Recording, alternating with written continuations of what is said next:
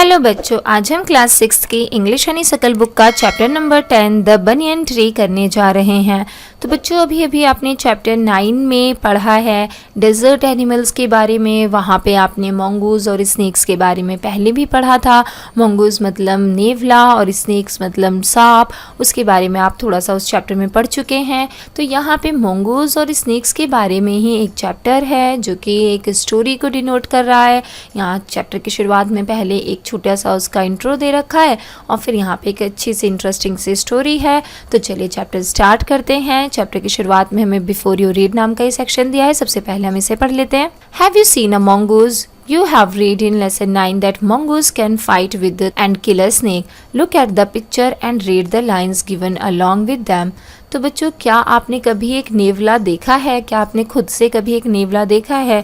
अगर आपने कभी गलियों में वो जो खेल दिखाने आते हैं सपेरा, तो उसके पास सांप और नेवला दोनों होता है, तो शायद आपने वहाँ देखा हो। अदरवाइज डिस्कवरी चैनल पे तो ज़रूर देखा होगा मंगूज को। तो यहाँ पे लिखा है कि आपने चैप्टर नंबर 9 में पहले ही मंगूज के बारे में पढ़ चुके हैं और साथ में आपको ये भी पता है कि मंगूज जो है वो स्नेक्स के साथ लड़ सकते हैं और उसे मार भी सकते हैं। लड़ाई में जीत जाते हैं मंगूज स्नेक से। तो यहाँ पे चैप्टर में एक पिक्चर दे रखी है चैप्टर की शुरुआत में और हमसे कहा है कि पहले ये लाइंस पढ़ लो उसके बाद चैप्टर पढ़ो। तो चलिए हम भी ये लाइंस पढ़ लेते हैं। The fight of the cobra and the mongoose is classic drama often seen in India and the outcome is largely the same.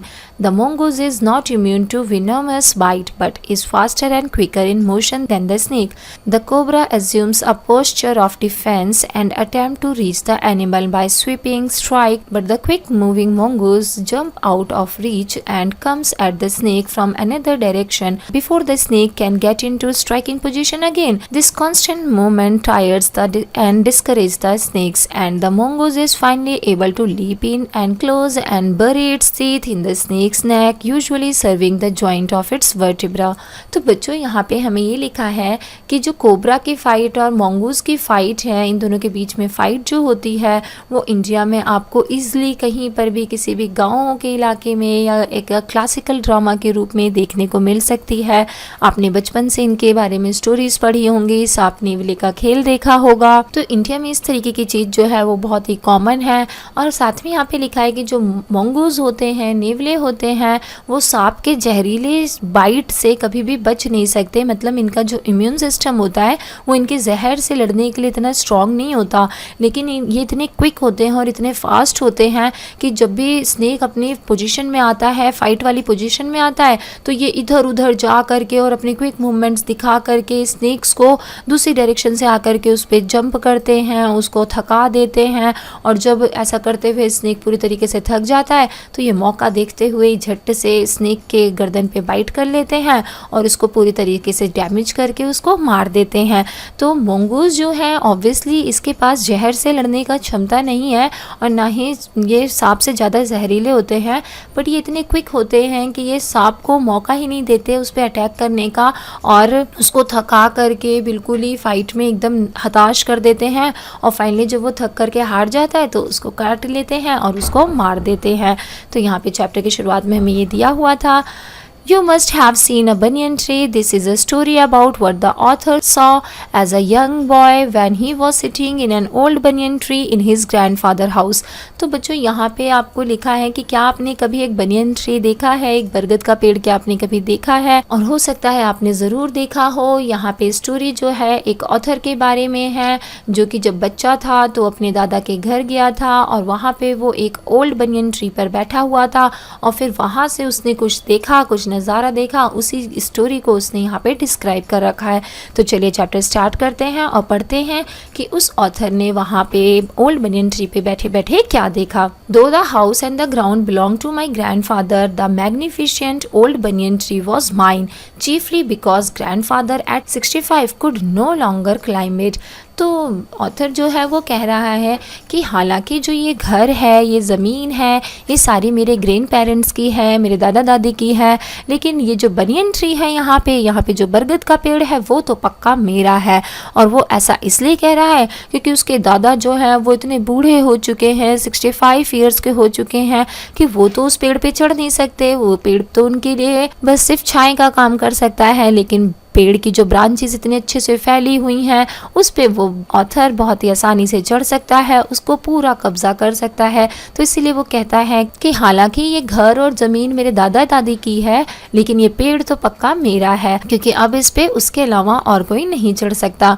It's spreading branches which hangs to the ground and took root again, forming a number of twisting gave me endless pleasure. Among them were squirrels and snails and butterflies. The trees was older than the house, older than grandfather, as old as Dehradun itself. I could hide myself in its branches behind the thick green leaves and spy on the world below. तो बच्चों यहाँ पे author हमको बता रहे हैं कि जो पेड़ है, जो बनियन ट्री है, उसकी जो ब्रांचेज हैं, आपने देखा होगा ना कि बरगद के पेड़ की जो ब्रांचेज होती हैं, बनियन ट्री की जो ब्रांचेज होती हैं, तो वो इस तरीके से पूरी ज़मीन पे लटकी हुई हैं कि उसको दोबारा से उस एक पेड़ सा जम रहा है, वहाँ पे वो रूट बिल्कुल पकड़ रखा है उसने, मतलब वो ब्रांचेस जो हैं वो पेड़ से एकदम नीचे ज़मीन तक एकदम अच्छे से पकड़ बना करके लटकी हुई हैं। और इस तरीके से रूट्स के लटकने की वजह से, ब्रांचेस के लटकने की वजह से वहाँ पे जो ट्विस्टिंग पैसेज बन गए हैं, टेढ़ी मेढ़ी गलियाँ सी बन गई हैं, वहाँ पे ऑथर को खेलना बहुत ही एंडलेस प्लेजर देता है, बहुत ही खुशी देता है। ऑथर वहाँ पे स्क्विरल्स के साथ, स्नेल्स के साथ और बटरफ्लाइज के साथ खेलता है। वो जो पेड़ है वो इतना पुराना है कि जितने पुराने उसके दादा हैं, जितना पुराना उनका ये घर है, या फिर जितना पुराना ये पूरा का पूरा देहरादून सिटी है, उतना पुराना वो पेड़ है। तो बच्चों ये जो पेड़ है, ये जो घर है दादा दादी का ऑथर के, वो देहरादून में है। तो बच्चा अपनी कल्पना को इस्तेमाल करते हुए कह रहा है कि पेड़ इतना पुराना है कि मुझे लगता है ये तो देहरादून जितना पुराना है, जितना पुराना देहरादून है उससे भी पुराना मेरा ये पेड़ है। और वो बच्चा जो है इसमें खेल करके, इसमें हाइड एंड सीक खेल करके उसे बहुत मज़ा आता है। वो इस पेड़ की बड़ी बड़ी और थिक ग्रीन लीव्स में छुप जाता है और वहाँ से वो पूरे नीचे की दुनिया जो है उसको स्पाई करता है, यानी कि वहाँ पे उनको सीक्रेटली देखता है। बच्चों अगर आप पेड़ पर बैठे हुए हो और छुप करके बैठे हो, कोई आपको देख नहीं सकता, तो नीचे की दुनिया में क्या चल रहा है आप चुपचाप वहाँ पे बैठ करके जिस तरीके से उसको देखोगे, उसको ही स्पाई करना कह रहा है ये। और वो बच्चा उसी तरीके से वहाँ पे बैठ करके सबको स्पाई कर रहा है, सबको देख रहा है सीक्रेटली कि नीचे क्या चल रहा है। तो आई होप अभी तक आपको समझ में आ रहा होगा कि वो बच्चा अपने दादा के घर में उस पेड़ को पा करके बहुत खुश है। My first friend was a small grey squirrel arching from back and sniffing into the air. He seemed at first to resent my office privacy, but when he found that I did not arm myself with the catapult or air gun, he became friendly, and when I started bringing him pieces of cake and biscuit, he grew quite bold and was soon taking morsels from hand. Before long he was dwelling into my pocket and helping himself to whatever he could find. He was very young squirrel, and his friends and relatives probably thought him foolish and headstrong for trusting a human. तो बच्चों आप यहाँ पेड़ पे देख सकते हैं कि किस तरीके से उसकी ब्रांचेस जो हैं वो नीचे तक लटक रही हैं और यहाँ पे इसको पकड़ करके गोल गोल घूमने में और छुपने में राइटर को बहुत ही मज़ा आता है। तो वो कह रहा है कि मेरा जो सबसे पहला वहाँ पे दोस्त बना वो एक छोटी सी ग्रे कलर की एक गिलहरी थी, जो कि मेल गिलहरी थी, और उसके साथ उसको खेलने में बहुत ही मज़ा आता था। शुरुआत में जो वो स्क्विरल है उसको ऑथर का वहाँ आना, उसके प्राइवेसी को भंग करना बिल्कुल अच्छा नहीं लगता, क्योंकि स्क्विरल वहाँ पे आराम से रह रही है। और वहाँ पे जब ऑथर आ जाता है तो शुरुआत में तो उस स्क्विरल को पसंद नहीं आता कि कोई आ गया है हमारी जगह पर और ये हमारी जगह पर आ करके हमें नुकसान पहुँचाएगा, हमें मार देगा या भगा देगा और फिर खुद यहाँ पे रहने लगेगा। लेकिन जब उस गिलहरी ने देखा कि ऑथर तो वहाँ पे कोई भी कैटapult या एयर गन लेकर के आता ही नहीं है, मतलब जिससे एनिमल्स को नुकसान पहुँचाया जा सके, जो नकली बंदूक होती हैं, एयर गन्स होती हैं या फिर जो गुलेल होती है, वो कुछ तो लेकर के आता नहीं है, वो नुकसान नहीं पहुँचाएगा। तो वो गिलहरी धीरे धीरे इसके साथ बहुत ही फ्रेंडली हो जाती है और फिर ये ऑथर भी उसके लिए कभी कभी पीसीज ऑफ केक्स और ब्रेड लेकर के आ जाता है, जिससे ये बड़े प्यार से उसके हाथ से लेकर के खाती है। और अब तो ये इतनी ज़्यादा फ्रेंडली हो गई है कि वो उसकी पॉकेट में घुस करके जो कुछ भी उसको मिल सके वो फाइंड करती है उसके पॉकेट से और खुद ही ढूंढ लेती है कि क्या रखा हुआ है और खाने लगती है। जो इस गिलहरी के फ्रेंड्स और रिलेटिव्स हैं वो इसको बेवकूफ़ समझते हैं कि वो एक इंसान पे भरोसा कर रही है, इंसान कभी भी इनको नुकसान पहुँचा जा सकता है। तो इसीलिए इसके जो दोस्त और रिलेटिव्स हैं वो इस गिलहरी के फ्रेंड्स नहीं हैं। अब वो उसको गुस्सा करते हैं कि तुम इसके साथ दोस्ती मत करो। In the spring when the banyan tree was full of small red figs, birds of all kind would flock into its branches. The red-bottomed bulbul, cheerful and greedy parrots, manna and crows squabbling with one another. During the fig season, the banyan tree was the noisiest place in the garden. तो बच्चों यहाँ पे लिखा है कि spring का जब season आता था तो बनियन ट्री जो है वहाँ पे छोटे छोटे रेड कलर के फिक्स लग जाते थे उसमें, और हर तरफ बर्ड्स ही बर्ड्स दिखते थे। बर्ड्स का जो झुंड होता है, ग्रुप होता है, वो हर तरफ हर ब्रांच पे दिखता था, जिसमें बुलबुल, पैरेट, मैना, क्रोज, हर तरीके के बर्ड्स होते थे।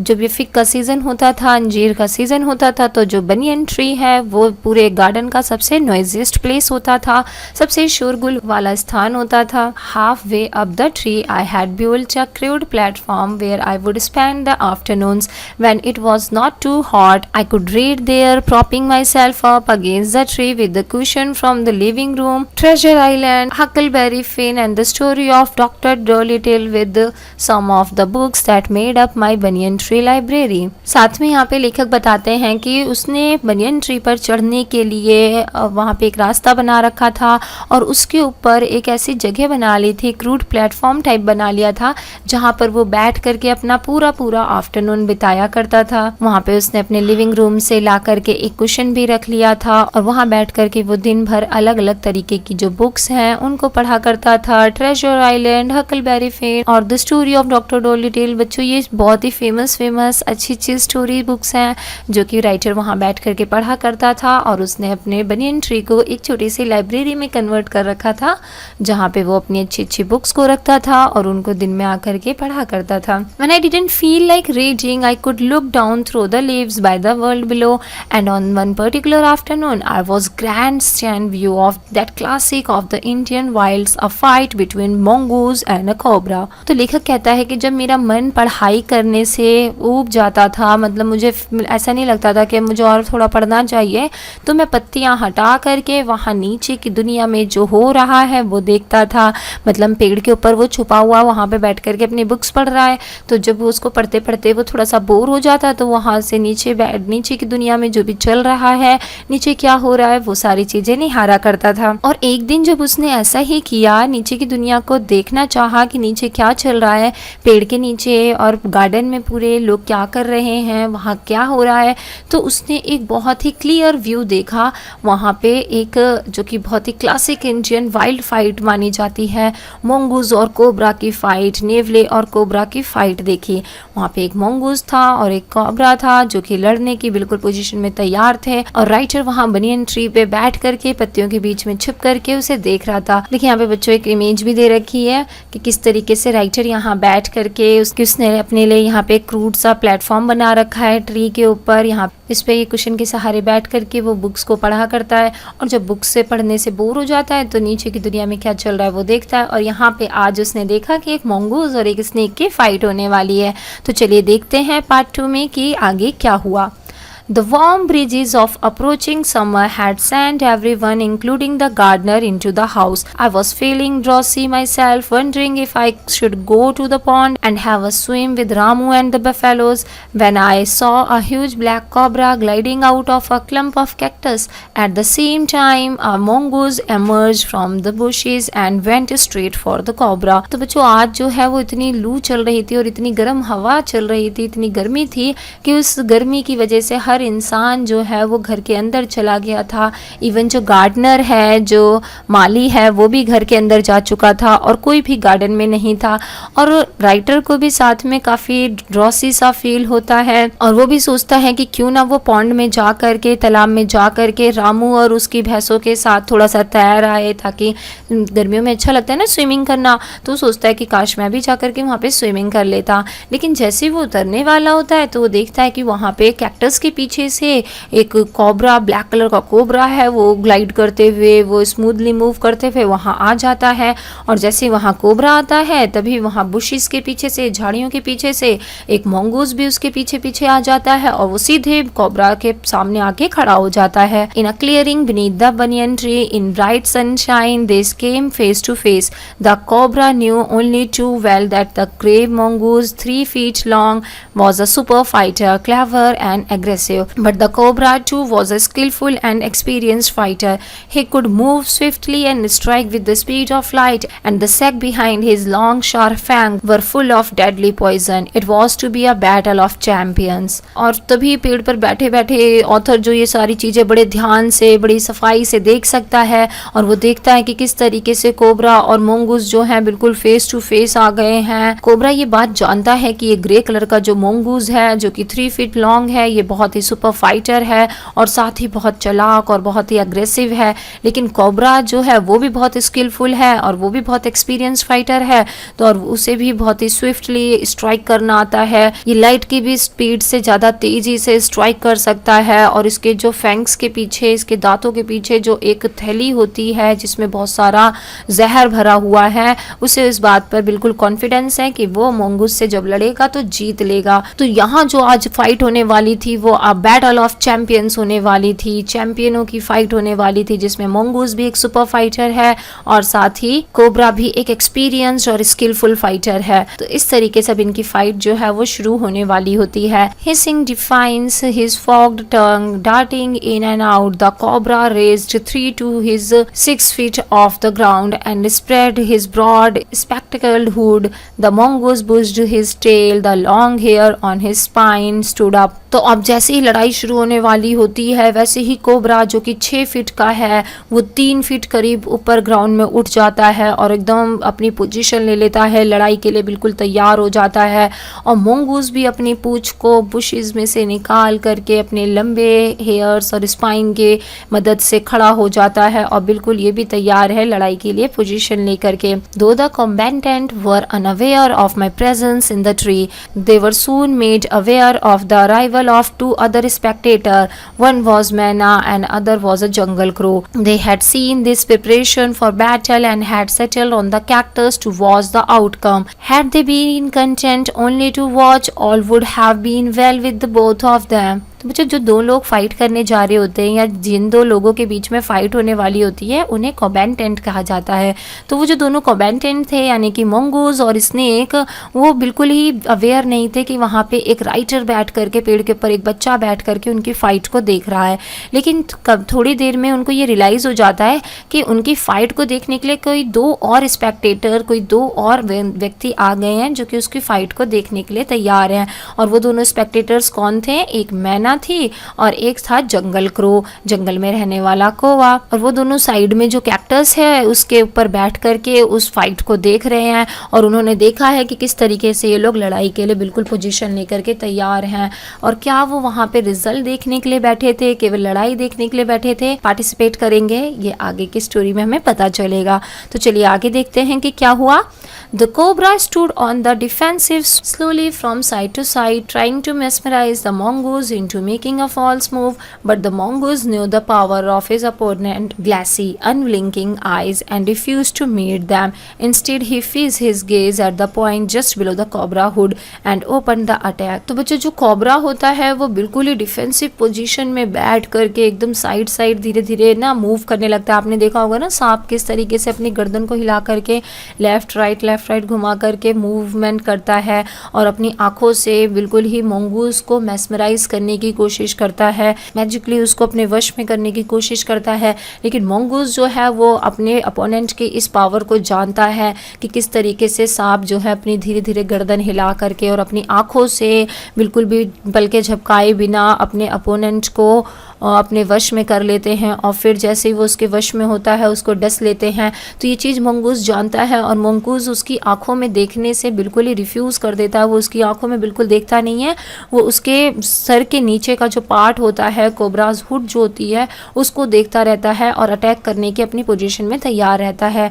Moving forward quickly until he was just within the cobra's reach, the mongoose made a pretended move to one side. Immediately the cobra stuck. His great hood came down so swiftly that I thought nothing could save the mongoose, but the little fellow jumped neatly to one side and darted in as swiftly as the cobra, biting the snake on the back and darting away again out of reach. तो बच्चों अब fight जो है वो शुरू हो चुकी है। कोबरा जो है वो बिल्कुल अपनी पोजीशन लेकर के तैयार है, जिस तरीके से अभी हमने ऊपर वाले पैराग्राफ में पढ़ा।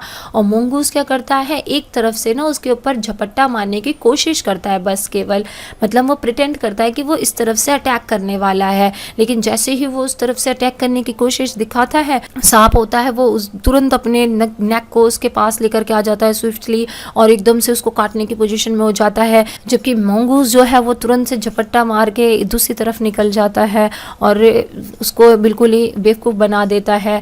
और एक पल के लिए तो राइटर को ऐसा लगता है कि अब सांप ने उसको डस ही लिया है मंगूस को, और बिल्कुल अब कोई भी चीज़ जो है मंगूस को बचा नहीं सकती, उसमें बिल्कुल सांप का जहर जा चुका है। लेकिन मंगूस जो है वो बहुत ही तेज़ है और उसने सिर्फ एक्टिंग करी थी एक तरफ से जाने की और सांप पर अटैक करने की। वो दूसरी तरफ आ जाता है, वो बैक साइड आ जाता है और सांप को दूसरी तरफ से अटैक करता है और वापस अपनी पोजीशन में आ जाता है। At the same moment that the cobra struck, the crow and the manna hurled themselves at him, only to collide heavily in mid-air, shrieking insult at each other. They returned to the cactus plant. A few drops of blood glistened on the cobra's back. The cobra struck and missed. Again the mongoose sprang aside, jumped in and bit. Again the bird dived at the snake, bumped into each other instead and returned shrieking to the safety of the cactus. तो बच्चों होता ये है कि जो कौवा और मैना वहाँ पे बैठे हुए वॉच कर रहे थे उनकी लड़ाई को, वो एकदम से ना झपट्टा मारने की कोशिश करते हैं कोबरा के ऊपर। और क्या होता है, दोनों खुद ही हवा में एक दूसरे से टकरा जाते हैं और दोनों के एक तरीके से इंसल्ट हो जाती है कि दोनों ही उसको कोबरा को उठा करके नहीं ले जा पाए अपनी चोंच में। लेकिन कोबरा को इस फाइट के दौरान थोड़ा सा खून निकल जाता है उसकी बैक में, थोड़ा सा ड्रॉप ऑफ ब्लड उसके बैक पर आ जाता है।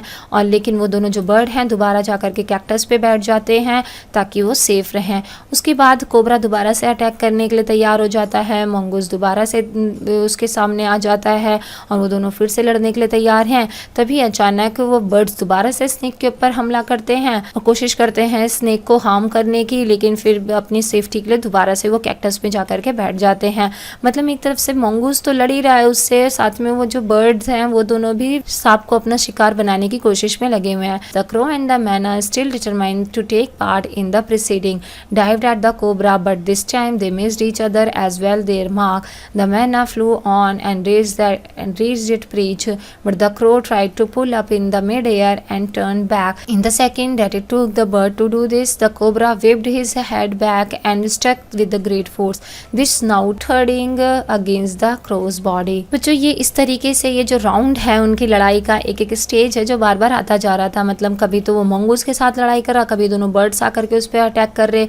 तो क्या हुआ, एक बार ना जब दोबारा से इन दोनों बर्ड्स ने इस पर अटैक करने की कोशिश करी तो ये दोनों ही उसको मिस कर गए और मैना तो है जो उड़ करके दूसरी साइड से उड़ गई, लेकिन कौवे ने कोशिश करी कि दोबारा से बैक जा करके इसको अटैक करे और इसको मारने की कोशिश करी। लेकिन इस बार जो सांप है वो बिल्कुल ही अलर्ट हो रखा था और इसने फटाक से उसको डस लिया और उसको मार दिया और मैना उड़ करके दूर चली गई और कौवा जो है वो वहाँ पे मरा हुआ पड़ा हुआ था। I saw the bird flying nearly 20 feet across the garden. It fluttered about for a while and then lay still. The manna remained on the cactus plant, and when the snake and the mongoose returned to the fight, he very wisely decided not to interfere again. तो फिर क्या होता है बच्चों कि वहाँ से बैठे बैठे राइटर ने देखा कि किस तरीके से वो मैना जो है वो उड़ करके बिल्कुल, क्योंकि वो डर गई ना कि कौवे को तो सांप ने डस लिया और मार दिया, तो 20 फीट तक करीब उड़ करके दूर चली जाती है। और फिर उसके बाद चुपचाप आकर के उस कैक्टस प्लांट पे बैठ करके उन दोनों की फ़ाइट जो है वो देखने लगती है और बहुत ही वाइजली ये डिसाइड करती है कि अब वो जा कर के दोबारा से पंगे नहीं लेगी और कोबरा को मारने की कोशिश नहीं करेगी और ना ही मंगूस को मारने की कोशिश करेगी। मतलब वहाँ पर उनकी लड़ाई की के बीच में बिल्कुल ही नहीं जाएगी, क्योंकि अब वो देख चुकी है कि कौवे का क्या अंत हुआ इंटरप्ट करने में। वैसे ही बच्चों इस इतने से पार्ट से हमें ये सीखने को मिलता है कि अगर दो लोगों के बीच में लड़ाई हो रही है तो आपको तीसरे इंसान को उसमें इंटरफेयर नहीं करना चाहिए, नहीं तो पहले उसे ही शिकार होना पड़ता है उन दोनों के गुस्से का। The cobra was weakening and the mongoose walking fearlessly up to it raised himself on his short leg and with the lightning snap had a big snake by the snout. The cobra writhed and lashed about in a frightening manner and even coiled itself about the mongoose, but to no avail. The little fellow hung grimly to until the snake had ceased to struggle. Then they smelt along its squealing length, gripped it round the hood and dragged it into the bushes. और अब मैना ने decide कर लिया है कि वो उनके लड़ाई में बिल्कुल वाइजली बस देखेगी और बिल्कुल भी इंटरफेयर नहीं करेगी। और यहाँ पे इस तरफ जो स्नेक है वो बिल्कुल ही थक चुका है, जबकि कोबरा जो है बहुत ही एक्टिव है। वो अपने पैरों पर खड़े होकर के बार बार अलग अलग तरीके की मूवमेंट कर रहा है, बार बार सांप को झांसा देने की कोशिश कर रहा है। कभी इधर से अटैक करता है, कभी दूसरी तरफ से अटैक करता है, कभी सामने से आ जाता है और इस तरीके से ही कोबरा को वो बिल्कुल ही कंफ्यूज कर देता है। और कोबरा जब बिल्कुल ही थक जाता है तो फिर वो जैसे ही कोबरा थक जाता है मंगूस उस पर आकर के अटैक कर देता है, बिल्कुल चांस नहीं देता कि खुद को वो सांप उसको काट ले। और वो फिर इस तरीके से सांप वहाँ मर जाता है और वो जो लिटिल फेलो यानी कि जो मंगूस है उसको खींच करके झाड़ियों के बीच में लेके चला जाता है, शायद उसे खाने के लिए आगे लेके चला जाता है। The mynah dropped cautiously to the ground, hopped about, peered into the bushes from the safe distance and then with the shrill cry of congratulations flew away. तो फिर मैना जो है वो वहाँ पे आराम से बैठ करके वो सारी लड़ाई और वो सारा नज़ारा देख रही होती है और फिर वो वहाँ से उड़ करके चली जाती है, ये चिल्लाते हुए कि कॉन्ग्रेचुलेशंस, मतलब वो मंगूस को बधाई कहते हुए चली जाती है। तो इस तरीके की कहानी थी, रस्किन बॉन्ड जी के द्वारा लिखी गई थी। जब वो बचपन में देहरादून में अपने दादा के घर जाते हैं तो वहाँ बरगद के पेड़ पर उन्होंने अपना जगह बनाई होती है जहाँ पे वो अपनी बुक्स और पिलो रख करके दिन भर पढ़ाई किया करते हैं। और जब भी बोर हो जाते हैं तो नीचे की दुनिया में क्या चल रहा है वो देखते रहते हैं, क्योंकि एक दिन दोपहर में इतनी धूप हो रही होती है कि कोई भी नहीं होता। तो वहाँ पे मंगूस और स्नेक आ जाते हैं और वो उनके फाइट के दौरान किस तरीके से कौवा और मैना भी उसमें पार्टिसिपेट करने की कोशिश करते हैं, जिसकी वजह से कौवे को अपनी जान गंवानी पड़ जाती है। और मैना उसके बाद डिसाइड करती है कि इनकी फाइट में बिल्कुल भी इंटरफेयर नहीं करेगी। और लास्ट में मंगूस जो है वो स्नेक को हरा करके थका करके मार देता है और खींच करके बुशेस में लेके चला जाता है। और उसके बाद मैना भी मंगूस को कॉन्ग्रेचुलेशंस बोलते हुए उड़ जाती है। तो आई होप बच्चों आपको ये स्टोरी समझ में आ गई होगी और वीडियो भी पसंद आई होगी। तो प्लीज़ आप हमारे वीडियो को लाइक कीजिए और हमारे चैनल को सब्सक्राइब कीजिए, साथ में ही नोटिफिकेशन वाला बेल ऑन कर दीजिए ताकि आपके चैप्टर्स और सिलेबस से रिलेटेड जब भी हम कोई नया वीडियो लेकर के आएँ तो वो आपके पास सबसे पहले पहुँच जाए। इसके साथ ही बच्चों आप इस चैप्टर के डिफ़िकल्ट वर्ड्स और क्वेश्चन आंसर्स जानने के लिए हमारी वेबसाइट allsolve.in पर भी विजिट कर सकते हैं। थैंक यू वंस अगेन बच्चों for watching. Bye bye for now.